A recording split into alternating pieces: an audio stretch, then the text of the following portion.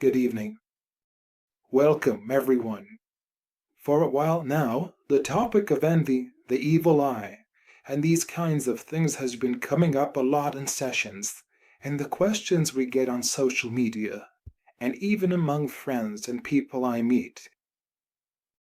So I wanted to make this video to talk about this topic in depth and from the perspective of my own awareness.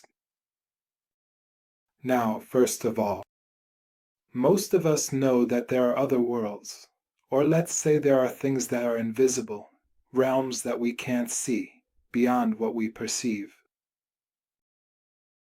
And because we believe in this, we started studying awareness, because we know that thoughts affect our reality. So, how exactly does a thought affect reality? A thought creates an electromagnetic field, which then influences the outcomes in your life. Now, from an energy perspective, they say that the more fear you have present in your energy field, the more you're exposed to negative energetic interferences that can affect your system or your being. So, most people have one of two strategies. There's a strategy that says, one person ignores, rejects, and completely denies the existence of any possible interferences. There are a lot of people I know like that. Some of them are even my clients, and they tell me I completely deny and don't believe in the existence of energetic interferences or envy. And because I don't believe in them, they don't affect me, thank God. And then there are other people, for example, if they stub their toe on the bed, they say, I've been hit by the evil eye. If he has a problem with anyone, he says, I was envied. If they face any challenge at work, they say, I've been hit by the evil eye. If anything at all happens to them in life, they use it as an excuse, or let's say, they blame it on these outside influences. Now, the truth is, or let's say, a balanced perspective, is that you shouldn't be all the way at one extreme, because if you completely deny anything, that doesn't mean it isn't real. And the same thing applies if you're at the other extreme. You end up limiting yourself a lot. With the energy of fear, you become more vulnerable to being attacked or affected. That's why we know that every expectation is a killer, as Imam Ali ibn Abi Talib said. So, what's the point here? It's that you should stay in the middle ground. Don't completely deny it, but also don't fully believe in it and become overly afraid of it. Just like I explained to you a little while ago, the energy of fear makes you more vulnerable. We call this psychic attacks.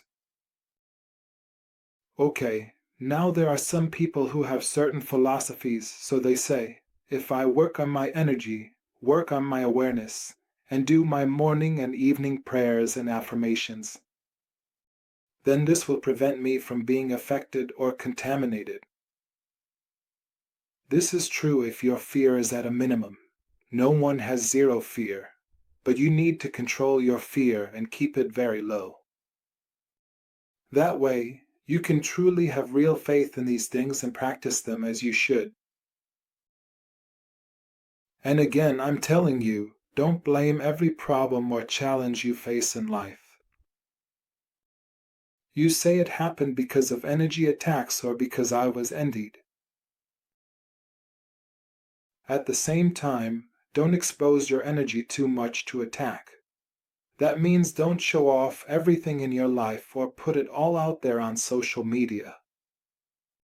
By doing that, you're making yourself more vulnerable to being attacked. The secret is that you always have to stay balanced. And like we said earlier, you need to work on keeping your fear to a minimum. Plus, you should work on protecting your energy field. Okay, now there are a lot of things that can actually strengthen your energy field. That way, it becomes less likely, or the chances are lower, that you'll be attacked, affected, or envied. One of these things is exercising. When you work out, your energy field becomes much stronger, so the chances of it being penetrated are much lower.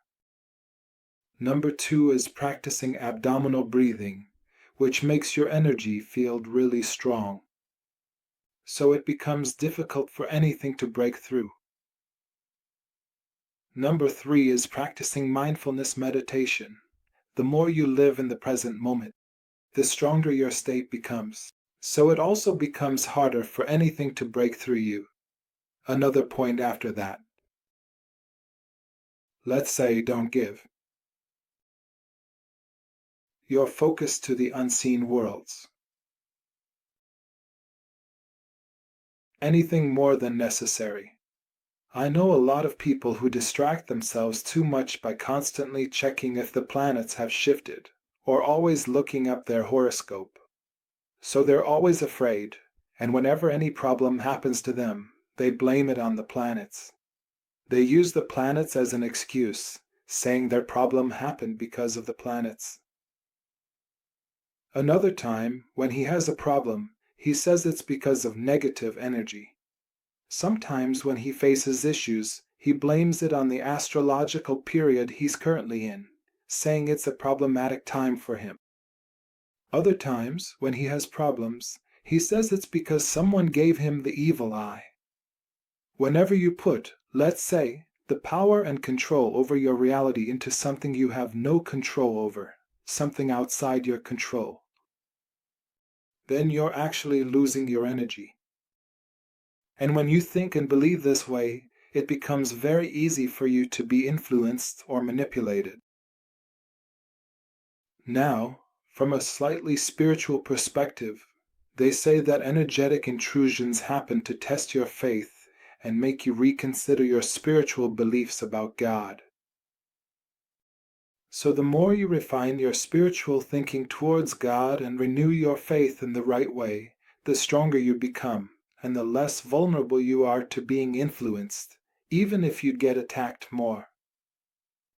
This means that you have a lot of fears and your faith has some issues, which is why you are susceptible to being influenced. So if you really are influenced, really affected, and truly have problems, then you need to renew your faith in God.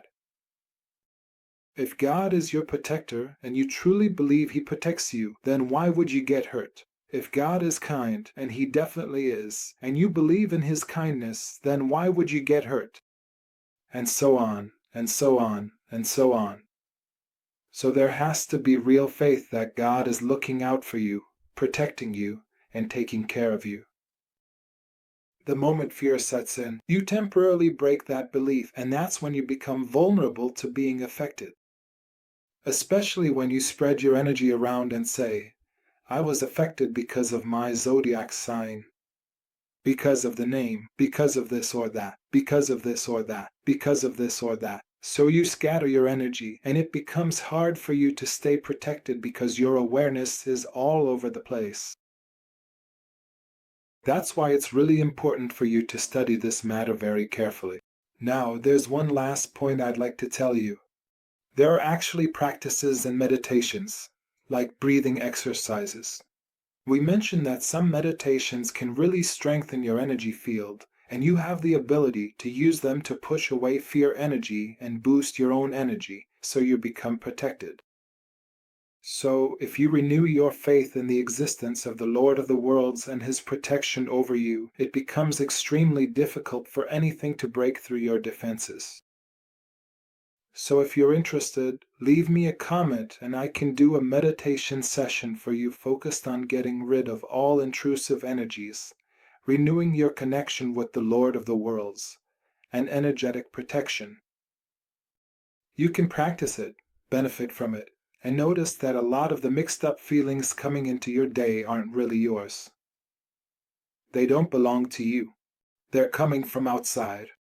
Okay, so if you'd like us to do something like this together, just leave me a comment and God willing, we'll do it soon. I wish you all the best, protection, and divine care.